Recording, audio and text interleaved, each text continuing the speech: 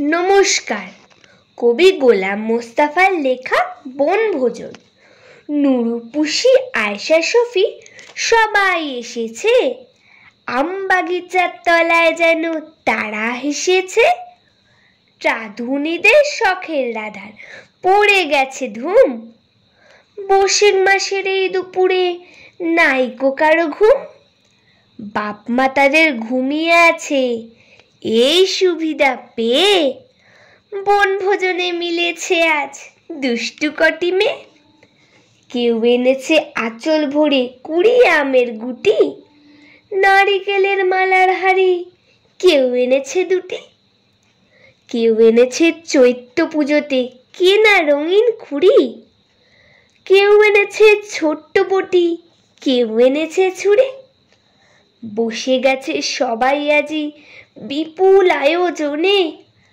ব্যস্ত সবাই আজকে তাদের ভোজের নিমন্ত্রণে। কেউ বা বসে হলদি বাটে, কেউ বা রাঁধে ভাত, কেউ বা বলে দুধ তরি ছাই, পুড়েই গেল হাত। বিনা আগুন দিয়েই তাদের হচ্ছে সবার রাধা, তবু সবার 2 চোখেতেই ধোয়া লেগেই কাদা।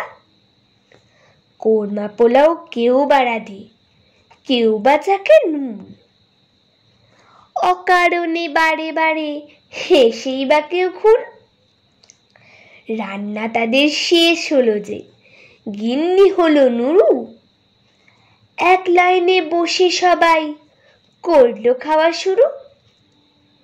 ধুলো বালির কোরমা পোলাও আর সে কাদার পিঠে মিছি খেয়ে সবাই বলল বেজায় মিঠে।